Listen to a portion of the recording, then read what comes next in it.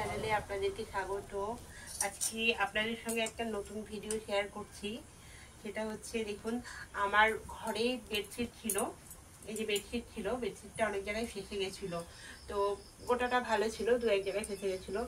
তো এই বেডশিটটা ফেলে দেবো, ফেলে না দিয়ে উপস্থিত বুদ্ধি মাথায় খাটিয়ে আপনারা এটা করতে পারেন। আপনাদের বাড়িতে দেখা গেল বালিশের খুলগুলো, মানে যেগুলো আর কি বালিশ সেটগুলো ভরা থাকে, ওইগুলো অনেকদিন ধরে ব্যবহার করার পর ফেসে যায় বা নষ্ট হয়ে যায়। এগুলো দিয়ে সেটা বানাতে পারেন, বা সুন্দর করে এটাকে দিয়ে চারিদিকে কুচি কুচি দিয়ে আপনারা একটা বালিশের বেড কভার বানাতে, বালিশ কভার, পিলো কভার বানাতে পারেন।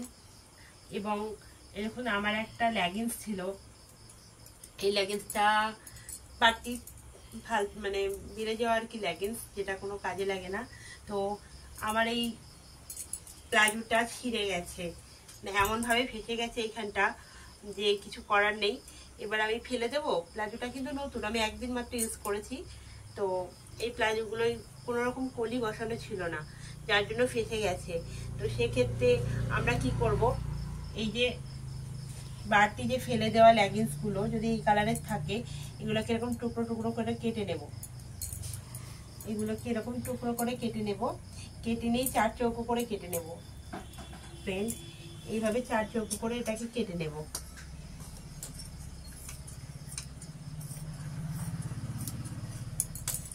এরকম সমান 4 চৌকো করে কেটে নেব।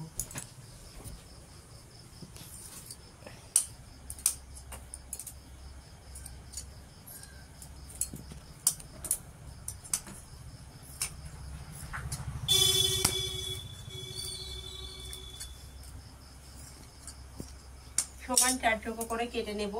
দিয়ে এই যে কলির পোর্শনটা, এই পোর্শনটা এইভাবে লাগাবো কাপড়টাকে, এইভাবে কোনাকুনি 4 চৌকোর কোনাকুনি।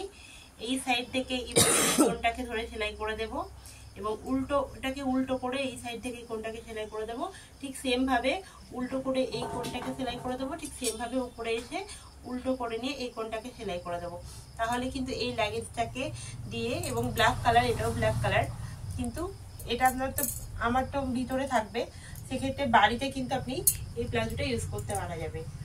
নতুন প্লাজো ফেলে দেওয়ার থেকে বাড়িতে ইউজ করা যেতে পারে, তাই না? আমরা ঘরের অনেক পুরনো জিনিসপত্র যেগুলো ফেলে দিই, কিন্তু ব্যবহার করার মতো নয়, ফেলে দিয়ে বা জামস আবর্জনা করে সাপ টাপ হবে, তার থেকে এগুলো অনেক বেটার।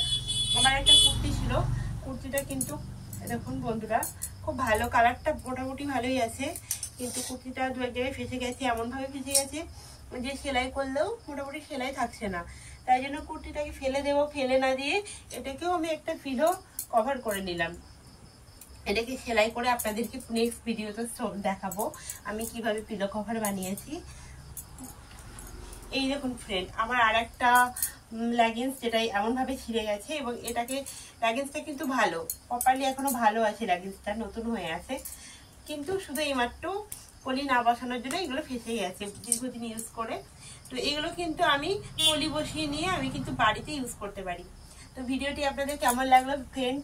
যদি ভালো লাগে লাইক, কমেন্ট, শেয়ার করবেন। নমস্কার।